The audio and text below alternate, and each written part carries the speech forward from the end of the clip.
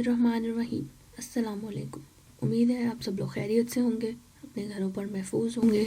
अल्लाह पाक आप सबको खैर और आफियत से रखे, आमीन। माइक्रोबायोलॉजी एंड बायोकेमिस्ट्री, इसमें आज हमारा लेक्चर है बच्चे, लेक्चर नंबर 16, जिसके अंदर हम स्टडी कर रहे हैं about the revision of bacteria. इससे प्रीवियस लेक्चर में हमने रिवीजन की थी, बैक्टीरिया का इंट्रोडक्शन लिया था, उसकी क्लासिफिकेशन की थी, उसकी एनाटमी की थी। ठीक है, क्लासिफिकेशन डिफरेंट बेसिस पर, on the basis of size and shape, on the basis of nutrition, on the basis of their staining, on the basis of movement. हमने डिफरेंट टाइप्स ऑफ बैक्टीरिया को study किया था। Today we will discuss about the techniques to prepare a culture by providing an artificial media, by providing them nutrients। ठीक है, उनको उनकी growth के लिए, बैक्टीरिया को ग्रो करने के लिए जो न्यूट्रिएंट्स चाहिए, हमने उनको आर्टिफिशियली प्रोवाइड करना है और उनको ग्रो करवाना है। सैंपल ऑफ बैक्टीरिया हमारे पास होगा, उस एक सैंपल से हमने thousands, billions, millions of bacterias culture करवाने हैं। अब उसके लिए हम कौन कौन से मेथड यूज कर सकते हैं, ठीक है, पैटर्न कौन कौन सा हो सकता है उनकी ग्रोथ का। ठीक है, उसके अलावा हम देख सकते हैं कि हम कौन कौन से मेथड्स यूज करके कल्चर मीडिया को तैयार करेंगे। ठीक है, how we will prepare culture media, which type of culture media we prepare, either a solid culture media, a semi solid culture media, a liquid culture media. ठीक है, let's start our lecture. Culture medias.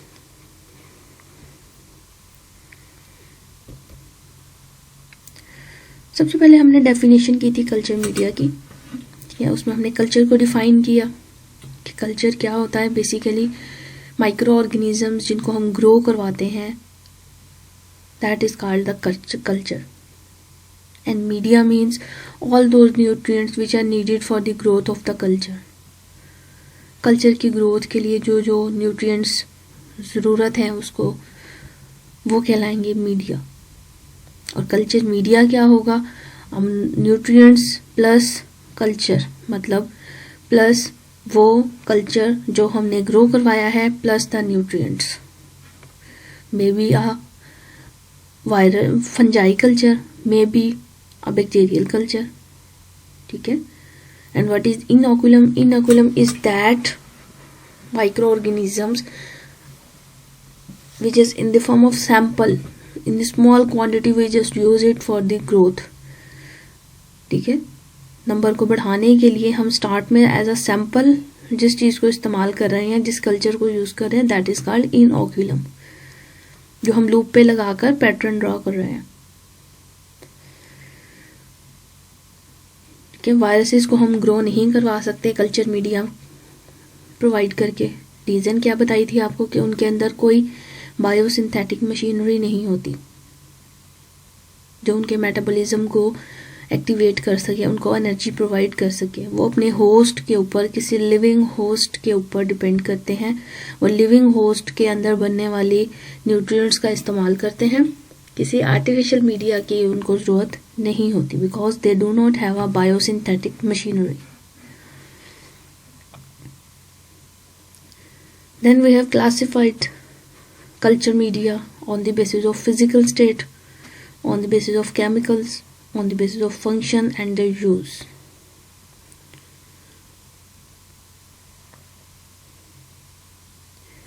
Physical state की base पर we classified them as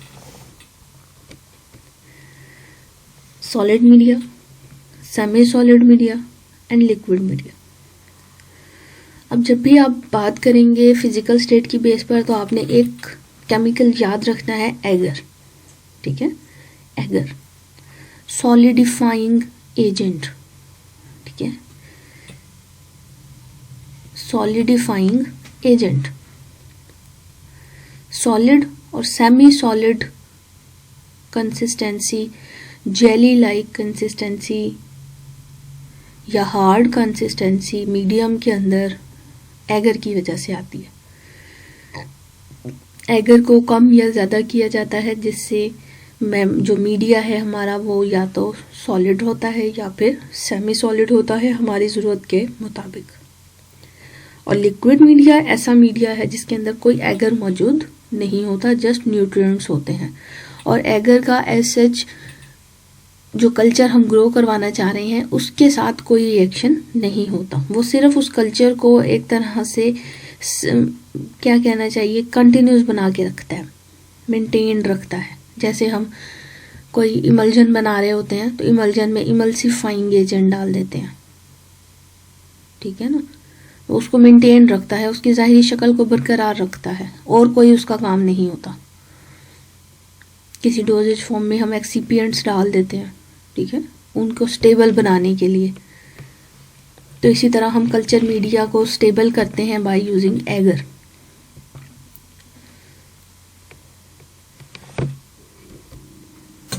solid media अगर हम देखें तो eager की concentration 2% तक हो सकती है, ठीक है।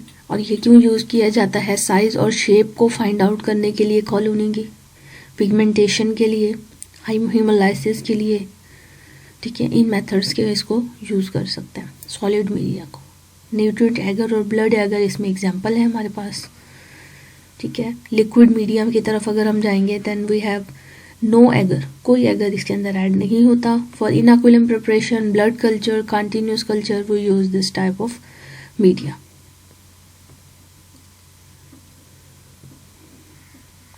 न्यूट्रिएंट ब्रॉथ एग्जांपल आ जाएगी इसमें। सेमी सॉलिड में हमारे पास ये बहुत इंपॉर्टेंट मीडिया है, it is use to see the motility medium है ये, ठीक है। मोटिलिटी मीडियम है, मूवमेंट वाला मीडियम है, जो कि मूवमेंट को स्पेसिफाइड करवाता है। एगर की क्वांटिटी 0.5% है,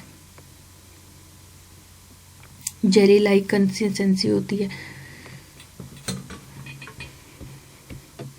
Then the second classification was the classification on the basis of chemical composition. 3 types की थी, natural, synthetic and semi-synthetic, ठीक है। Natural, synthetic and semi synthetic. Natural में हमारे पास बचे न्यूट्रिएंट एगर मीडिया था, न्यूट्रिएंट ब्रॉथ मीडिया था, बीफ ब्रॉथ मीडिया था, enriched culture media, selective culture media and differential culture media, ठीक है। फिर 1 बाय 1 हमने इनकी डिटेल की कि न्यूट्रिएंट एगर मीडिया क्या होता है, न्यूट्रिएंट ब्रॉथ मीडिया क्या होता है। न्यूट्रिएंट एगर और न्यूट्रिएंट ब्रॉथ का फ़र्क हमारे पास कैसे था बच्चे, और सबसे पहले नेचुरल का फ़र्क क्या था। नेचुरल एक ऐसा मीडिया जिसके अंदर हमें कंपोजिशन कंपोनेंट्स की, क्वांटिटी कंपोनेंट्स की मालूम नहीं होती, ठीक है, अननोन होती है। We do not know the exact quantity of the components, we do not know the exact composition of the components, कि कौन कौन से कंपोनेंट्स यूज किए जा रहे हैं, ठीक है। एग्जैक्ट कंपोनेंट्स और एग्जैक्ट क्वांटिटी दोनों ही चीज़ें हमें मालूम नहीं होती। तो इसके अंदर आप सबसे पहले अगर न्यूट्रिएंट एगर की तरफ जाएं तो इसके अंदर हमारे पास बच्चे मुख्तलिफ किस्म के कंपोनेंट्स हैं, वाटर है, बीफ एक्सट्रैक्ट है, पेप्टोन्स हैं, एगर है, ये सारी चीज़ें यूज़ हो रही हैं, जिसमें जो बीफ एक्सट्रैक्ट है used as a source of minerals, ठीक है। Then carbohydrates, peptones are used as a medium for nitrogen, sodium chloride is used as a medium of electrolyte, agar is used as a solidifying agent, ठीक है। Autoclave किया जाता है फिर इसको 15 minutes के लिए 121 डिग्री सेल्सियस के ऊपर। फिर न्यूट्रिएंट ब्रॉथ की तरफ अगर हम जाते हैं तो it is used since the time of Pasteur and Koch, Pasteur और कॉक के टाइम से इसको यूज़ किया जाता है it is use for the cultivation और production of bacteria in labs. Labs के अंदर बैक्टीरिया को कल्टिवेट करवाने के लिए यूज़ किया जाता है।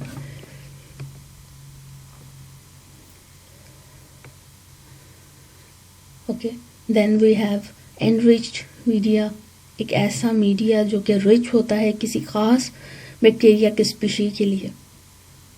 ठीक है, एक ख़ास बैक्टीरियल स्पीशी के लिए ये हमारे पास फिक्स होता है।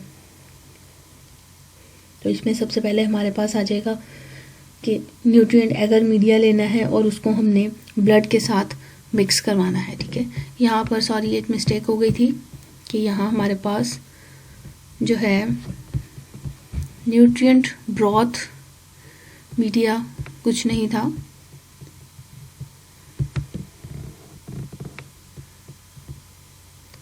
ठीक है, ये नहीं है मीडिया हमारा, बीफ ब्रॉथ है। ठीक है, बीफ ब्रॉथ था, ये मैंने आपको पहले भी ठीक करवाया था।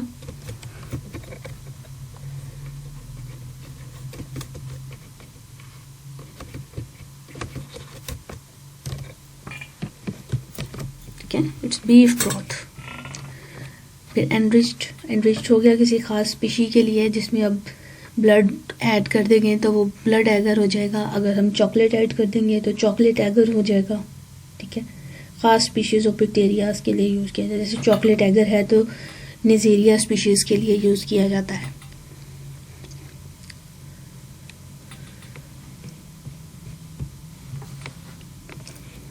Then we have a selective media. तो सेलेक्टिव मीडिया आमतौर पर बच्चे use for the cultivation of E coli. ठीक है, स्टेफिलोकोकस एक ख़ास बैक्टीरिया है, एक ख़ास टाइप के लिए यूज़ किया जा रहा है।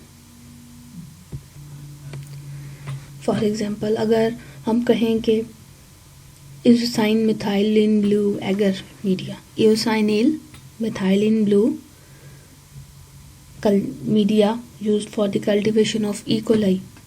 स्टेफिलोकोकस की कल्टिवेशन के लिए मैनीटोल एगर यूज़ किया जाएगा। फिर अगर हम चलें अपने डिफरेंशियल मीडिया की तरफ, तो डिफरेंशिएट करेगा ग्राम पॉजिटिव और ग्राम नेगेटिव बैक्टीरिया को।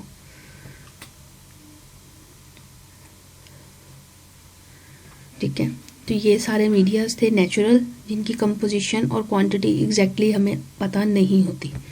फिर अगर हम सिंथेटिक की तरफ जाएं तो हमें एग्जैक्ट कंपोजिशन का पता होता है, हमें एग्जैक्ट क्वांटिटी का पता होता है।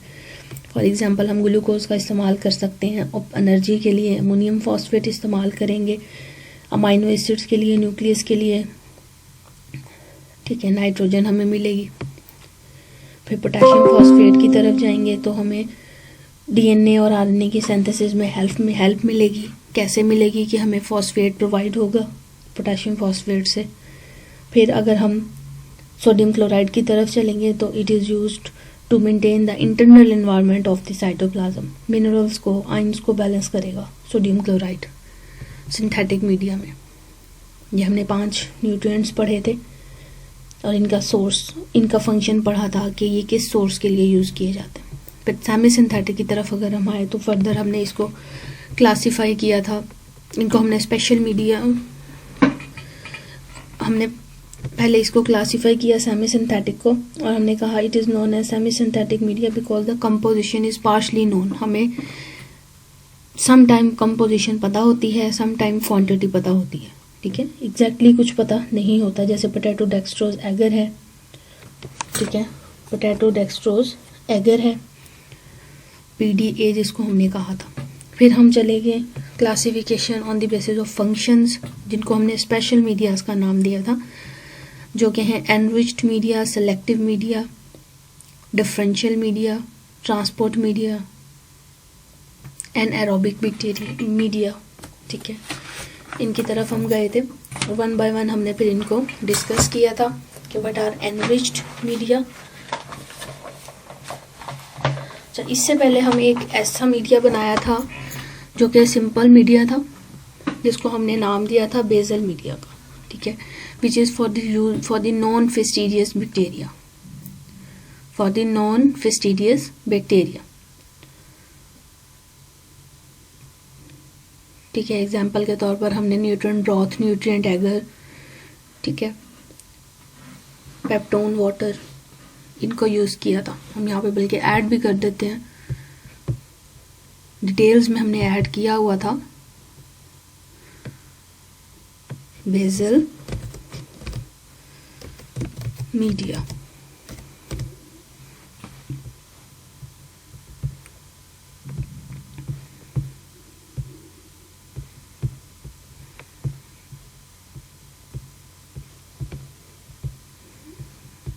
ठीक है, बेजल मीडिया। फिर इस बेजल मीडिया को हमने यूज़ किया था फॉर प्रिपेयरिंग अदर मीडियाज।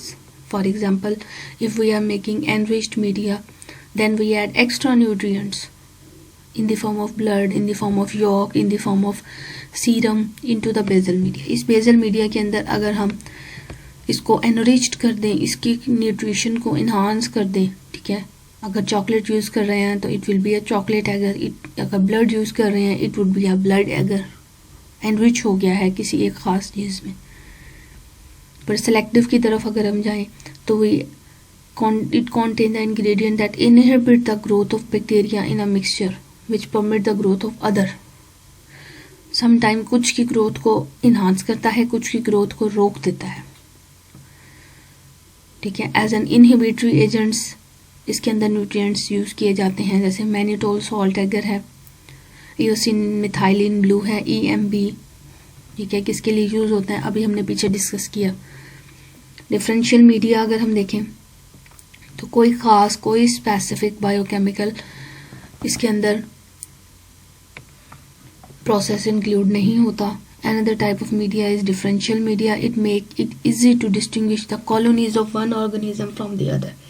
एक कॉलोनी को दूसरी कॉलोनी से सेपरेट करने के लिए इसको यूज़ किया जाता है। इसके अंदर हमने सिस्टीन, लैक्टोज डिहाइड्रोलेट डेफिशिएंट मीडिया देखा था, TCBS देखा था, थायो सल्फो टेट्रेट बाइल साल्ट, ठीक है। फिर इसके बाद हमने xylose glycine deoxy collate media देखा था कि ये सारे मीडियाज हमने स्टडी किए थे। देन ट्रांसपोर्ट मीडिया हमने देखा था, जो सिंपली किसी भी ब्लड को, किसी सीरम को, किसी भी प्रोटीन को ट्रांसपोर्ट करने के लिए एक जगह से दूसरी जगह हम यूज़ कर सकते हैं।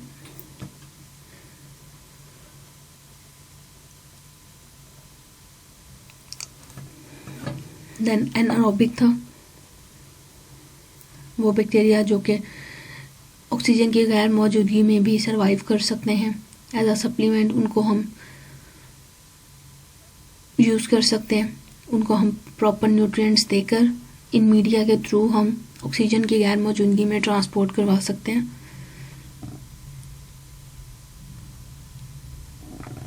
एनारोबिक मीडिया में, ठीक है।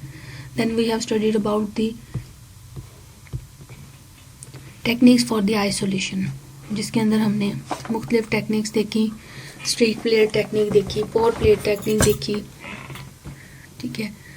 फिर इसके अलावा हमने देखा about the enriched culture media,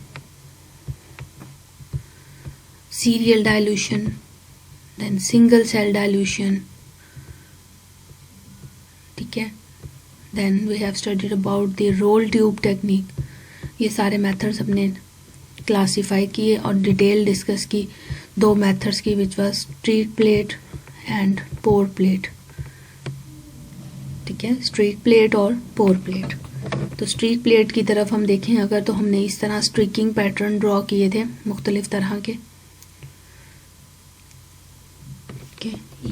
ये पैटर्न्स हमने ड्रॉ किए, मुख्तलिफ पैटर्न्स। हमने इनोकुलम लिया, इनोकुलम को हमने अपने मीडिया के ऊपर लगाया और इस तरह से उसको हमने ग्रो करवाया, ठीक है। अगर ये पैटर्न था, this was basically the continuous pattern, sorry quadrant pattern, then it is a continuous pattern, it is a radial symmetry, then it is a quadrant radial symmetry, ठीक है। तो ये हमने चार डिफरेंट तरह के स्ट्रिकिंग पैटर्न्स देखे, चारों के डिफरेंट नाम भी आपको बताए मैंने, continuous, sorry quadrant, continuous, radial, quadrant radial, ठीक है।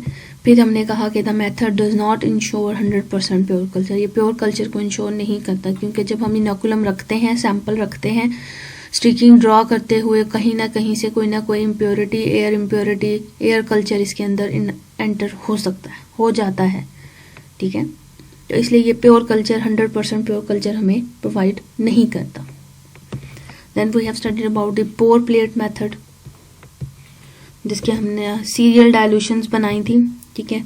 मुख्तलिफ सी डायल्यूशंस बनाई। ओरिजिनल सैंपल में से हमने पहले इनोकुलम लिया, सैंपल लिया, उसको हमने टेस्ट ट्यूब में डाला, फिर उसमें से हमने 2 टेस्ट ट्यूब लेकर थर्ड वन में डाला, फिर इसी तरह हमने 3 टेस्ट ट्यूब लेकर फोर्थ वन में डाला, और जो फाइनल डायल्यूशन थी उसको हमने माइक्रोस्कोपिक व्यू में जब देखा तो हमें एक सेपरेट कॉलोनी नज़र आई, जिसको हमने फिर डिस्टिंग्विश कर लिया, सेपरेट कर लिया, देख लिया, पहचान लिया।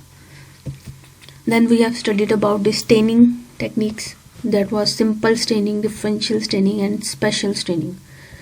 Simple is of 2 types, either positive, either negative, direct or indirect staining, okay. Then we have studied about differential staining, which was either direct, indirect, positive और negative के लिए, और acid fast bacteria के लिए, ठीक है, acid fast bacteria के लिए। और हमने डिटेल पढ़ी अबाउट डिफरेंशियल स्टेनिंग, हमने इसको डिटेल के साथ स्टडी किया था, ठीक है, दिस वन। और स्पेशल स्टेनिंग में कैप्सूल की स्टेनिंग थी, एंडोस्पोर की स्टेनिंग थी, फ्लैजेला की स्टेनिंग थी। Capsule outer covering, endospore capsule के ऊपर जो कवरिंग होगी, फिर फ्लैजेला जो उसके बाहर मूवमेंट के लिए जो स्ट्रक्चर होगा उसकी स्टेनिंग, ठीक है। तो हम डिफरेंशियल स्टेनिंग को कैरी ऑन किया था। इससे पहले हमने कुछ प्रोटोकॉल्स देखे थे। हमने सबसे पहले स्मीयर को प्रिपेयर करना था। हमें स्मीयर के लिए सबसे पहले हमने इनोकुलम रखना था, लूप ऑफ स्टीराइल वाटर लेना था, साथ ही इनोकुलम रखना था, उसकी एक फिल्म बननी थी, उसको हीट करना था।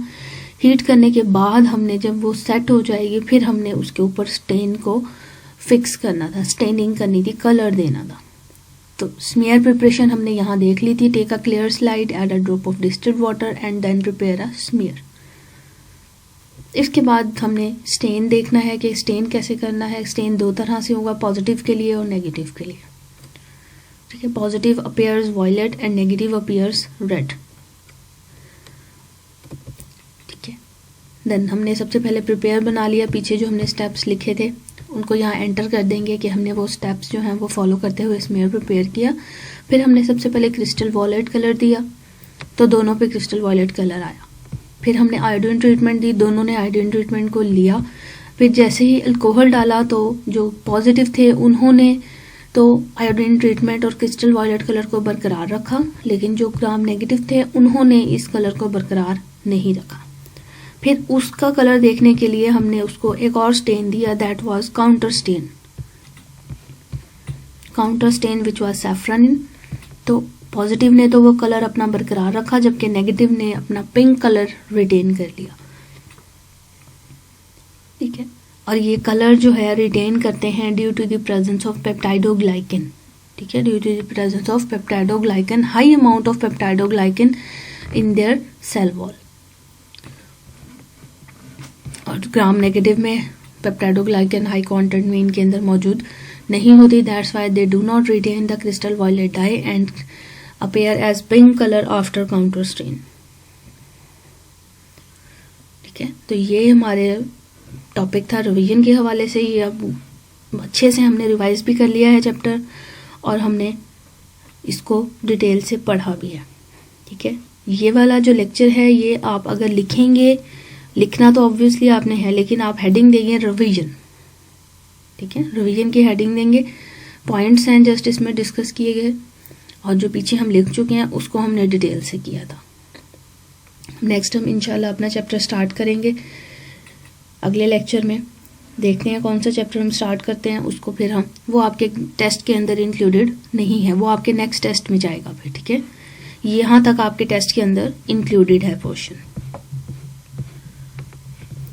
कोई क्वेश्चन होगा आपका टेस्ट से रिलेटेड तो आप सेपरेटली पूछ लें। अगर कोई सही को सवाल है तो आप ग्रुप में पूछें, अगर इररेलेवेंट बनता है तो ग्रुप के अंदर डिस्टर्बेंस क्रिएट नहीं करनी आपने। Thank you so much. अल्लाह हाफिज़।